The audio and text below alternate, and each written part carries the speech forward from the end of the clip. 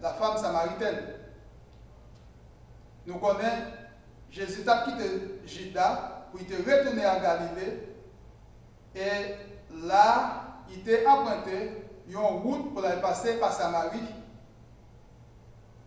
Les disciples ont un problème parce qu'ils connaissent qui ça Jésus pour chercher Samarie, tandis que les Juifs et les Samaritains n'ont aucune relation. Jésus-Christ lui-même, il voulait rencontrer la femme samaritaine. Et c'est ça que fait, il était emprunté voir ça. Arrivé à Sichar, arrivé à Samarie, non vécu les Sichar, et bien fatigué de voyager tant, il était appuyé au bord, puis Jacob là. Et c'est là, la femme samaritaine a puisé l'eau et Jésus-Christ t'a parlé avec. C'est Jésus-Christ qui t'a posé la question. Et Philate a été étonné, il t'a dit que comment Jésus-Christ va poser une question parce qu'il connaît les Juifs et les Samaritains n'ont aucune relation. Et dans la discussion que vous avez gagnée, eh bien, ouais, à la fin de la discussion, la femme samaritaine là, était content, il était couru, et il a gagné la nouvelle là, qu'il joue un monde qu'il n'a pas de chance pour nous rencontrer dans la vie. Donc, nous voyons que il y a une rupture entre les Samaritains et les Juifs. On va qui date de vieille date, ça chute dans 2 Rois verset 17. Nous dit que Samaritains, c'est descendants peuple mésopotamien que yo yé.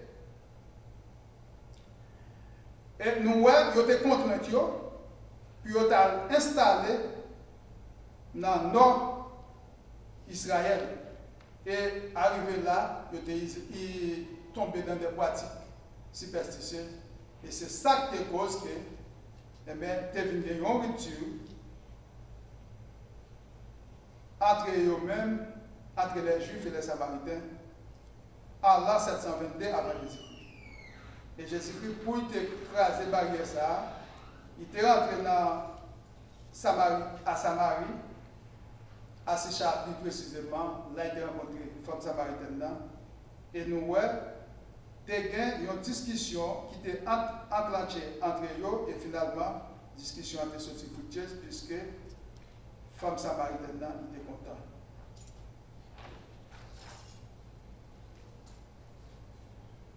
Commencez là où vous êtes. Parfois, nous avons cherché un endroit, un lieu, une zone qui est accessible à nous-mêmes, selon nous-mêmes, pour nous prêcher l'évangile. Nous disons non. L'évangile là doit commencer à prêcher côté hier. Dans les voisins, à travers les rues, côté on va passer, à travers côté on habiter, à travers côté où à l'école, à travers côté on fait maquette, eh bien, l'évangile là, c'est possible de gagner tout côté où il est, tout côté où passer. Donc, il n'y a pas de droit directement pour me dire que ma quitté Queens, eh bien, je ne vais pas porter l'évangile à ce moment-là, tandis que il y a des gens dans Queens qui à la recherche pour dire qui soif l'évangile là. Nous voyons qui ça André te fait. Lui-même tout d'abord tendait l'évangile là par Jean. Eh bien, le premier monde qui a partagé l'évangile avec, c'est avec frère Simon appelé Pierre. Et il a dit Pierre, il a trouvé Messia qui donne Jésus-Christ. Ça veut dire, ou même, moi-même, nous-mêmes, je ne dis pas, nous devons prêcher l'évangile là, dans le quartier côté nous étions d'abord et jusqu'aux extrémités de la terre. En même temps, nous te voyons, un miracle Jésus t'a opéré encore, c'est avec la multiplication des pains. Jésus demande aux disciples, est-ce qu'ils ont gagné assez de provisions pour nourrir le peuple là? Et bien, Yon te répond, il te dit que quantité de pain nous avons pour 200 deniers, nous pas qu'on a suffi pour quantité de peuple qui gagne là. Et il y a un homme qui te répond, qui dit que il y a un petit garçon dans l'assemblée qui gagne, c'est Philippe qui te répond. Il dit que un petit garçon dans l'assemblée qui gagne 5 pains là avec des petits poissons, seulement ça. Et Jésus te dit, fais-le venir. Là, nous avons été prendre 5 pains et des poissons. Il te rend grâce sur eux. Eh bien, nous avons la te manger jusqu'à ce que vous te rassasié de restérité. Donc, c'est un miracle opéré par Jésus. Gérer les personnes difficiles, nous, Jésus, c'était maître. Il te font maîtrise pour dire, moi, c'était fait de Torah dans ce sens-là. Par parole, par acte qu'on a posé, façon qu'on a abordé mon yo, façon qu'on entendait yo, façon il était rentré dans mon yo, eh bien, nous, même les moments étaient difficiles, eh bien, Jésus-Christ lui-même était abordé. Nous-mêmes, je ne dis pas, pour nous prêcher, nous avons cherché un monde qui est facile pour aborder. Nous avons cherché un monde qui est bien habillé. Nous avons dit ça, c'est un monde de bien. Et nous avons abordé beaucoup plus facile. Jésus dit nous non, c'est pour nous aborder tout le monde, nous, et les aborder, et bien, revêtez-nous avec ça de Dieu, et bien, en nous-mêmes, nous avons appris que monde ça, c'est un monde qui n'est pas n'importe monde, c'est représentant Jésus-Christ, et quel que soit le monde, on peut aborder facile pour évangéliser, pour capable de parole. Parfois, nous regardons les gens sur apparence, qui type de monde pour nous évangéliser, qui type de monde pour ne pas évangéliser sous passage. Pour Jésus-Christ, il n'y a pas de monde qui tombe dans le bas niveau. Il n'y a pas de monde qui avili aussi fort que pour les gens qui n'ont pas trouvé délivrance devant mon Dieu. Quel que soit le monde, mon carrière, eh bien, nous devons bailler l'évangile là.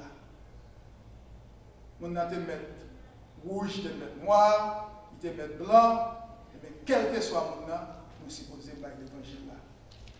Et nous comprenons ça. Jésus-Christ, l'étape formée l'école des disciples, eh bien, il partait comme s'ils font faire un examen, et bah mon examen, puis qui est qui calorie, mais nous avons été marcher dans toute couche sociale, toute couche confondue, et bien, il était pour le monde. Et c'est dans ce sens-là, il a marché au bord de la mer Galilée, eh bien, il était deux messieurs qui ont pêché poisson. C'est Simon Pierre avec frère André. Et bien tout de suite, il a dit, monsieur, jetez filet et suivez-lui. Il n'a pas quitté au pêcher poisson encore, mais il y avait une pêche d'homme. Et bien nous, messieurs, tout de suite, ils ont obéi à la demande que Jésus te fait. Et bien ils ont suivi Jésus.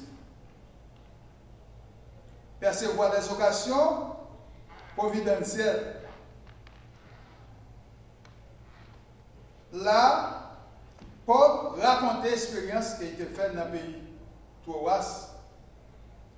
Eh bien, c'était un prédicateur qui a marché évangéliser tout partout. Pendant qu'il allait dans le pays Troas, eh bien, Jésus-Christ a ouvert des portes. Beaucoup facile pour lui, pour te rentrer, évangéliser. Il va te joindre des obstacles dans l'endroit ça. Mais Paul dit nous qu'il était senti tellement comme bagaille parce qu'il était souhaité rencontrer Tite. Tite était supposé là, mais Tite pas de cas là. Et comme c'est ça, il a marché faire évangéliser, il était obligé de prendre congé de 3 mois, et bien, pour il faire un voyage, il est allé en Macédoine pour être capable d'évangéliser le peuple macédonien. Et là, porte est ouverte pour nous toujours. L'évangile là est prêché sans embâche. Et nous, Paul, est prêché dans tout le continent européen. De l'autre côté, nous avons un ange pour Philippe. Il mène un mec qui t'a cherché la vérité, qui t'a cherché des choses éternelles. C'était l'Éthiopien. Et ange pour Philippe, il mène l'Éthiopien. Et il a fait connaissance, il a parlé, l'Éthiopien a été livré à Philippe. Et au cours de route, il a marché, il a parlé. Et bien, là où il vient en droit, l'Éthiopien. Petit Philippe, s'il croit, met de l'eau par rapport à tout ça, il dit qui ça a empêché de baptiser.